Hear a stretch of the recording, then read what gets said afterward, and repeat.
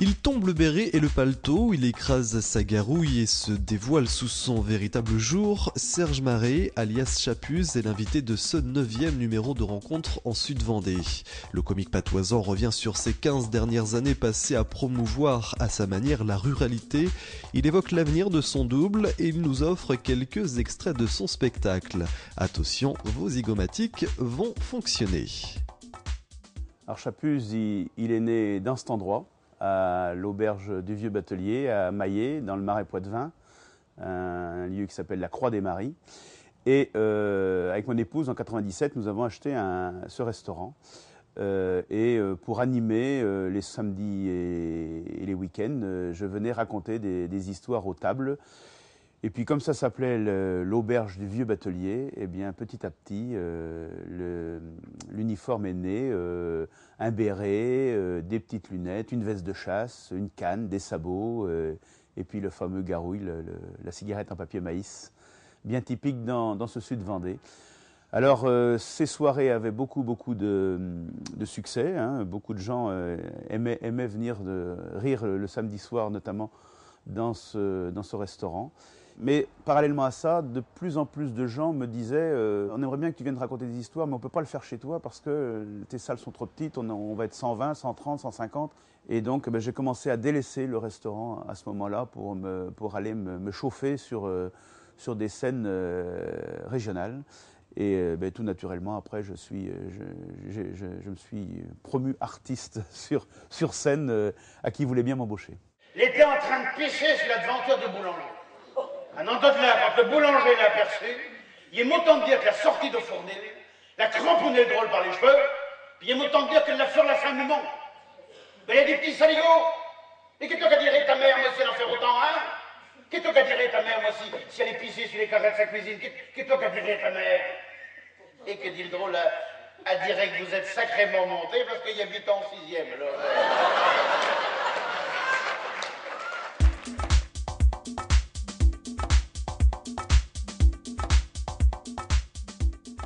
J'avais envoyé effectivement en 93 une histoire, le fameux pain dur qui circule sur Internet, à Bouvard pour son émission sur TF1. Et le gagnant, le sélectionné, voyait son histoire, était invité à l'émission et son histoire était racontée par un des membres des grosses têtes, en l'occurrence cette soirée-là, Jacques Balutin. On va à la santé. Et dame que dit l'autre. On va comme on est mené. Ah bon, et puis sexuellement.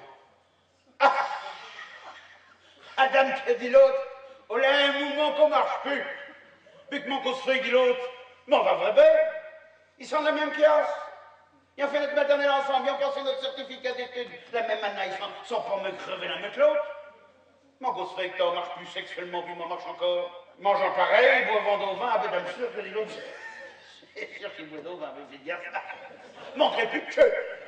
Mangeant de la viande, oui, mange de la viande avec, oui. Mangeant de pain. Ah non, dit l'autre, il mange pas de pain. Tu manges pas de pain? Mais toi, t'es fou! Mais on va là! Mais il faut que tu manges de pain! Dans le pain, au lac de la levure, faut que tu manges de pain. Ah, madame, tu dis, bouge pas, on va avoir médio problème pas ça. Le lendemain matin, la boulangère de Petit Espace avec sa quatrelle. Combien qu'on faut de pain? Ah, mesdames, que dit le bonhomme, Manu va prendre 32 pains d'œufs, 24 baguettes, puis mettez dedans un coup de pain de 4. Mais que dit la boulangère? Mais oh, on va durcir. Ah, il veut que vous êtes déjà au courant. J'avais envoyé aussi des histoires à Coluche et j'avais gagné un téléviseur couleur offert par Coluche lors de cette émission sur Europe 1. Donc des bons souvenirs.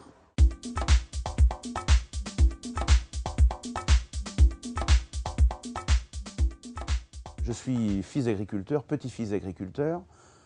Ça fait plus de 32 ans que je travaille dans une coopérative agricole, 22 ans technico-commercial de terrain. Donc j'ai eu le loisir d'observer les us et coutumes ruraux de de toute cette ruralité, de tous ces gens dans les fermes, en discutant avec le papy de la ferme.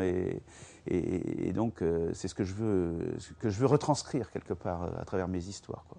Je ne me sens pas, comment dire, missionné pour perpétuer la langue patoisante vendéenne. D'abord, parce que je n'ai pas une grande expérience des autres patois vendéens, le bocage, la région de Chaland, la Gâtine de Sévrienne.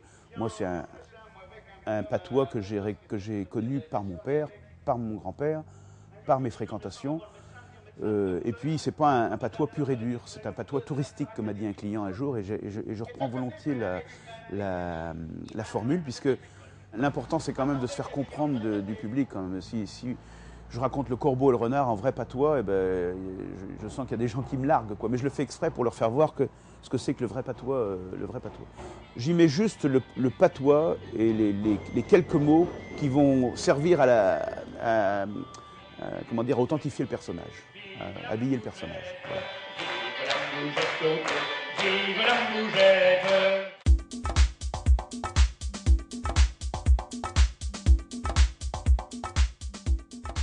C'est une seconde peau, donc lui il va rester, je ne vais pas enlever le béret, je ne vais pas enlever la veste, je ne vais pas enlever la canne, ça va rester, je pense que ça me colle à la peau, ça ne pourra pas changer.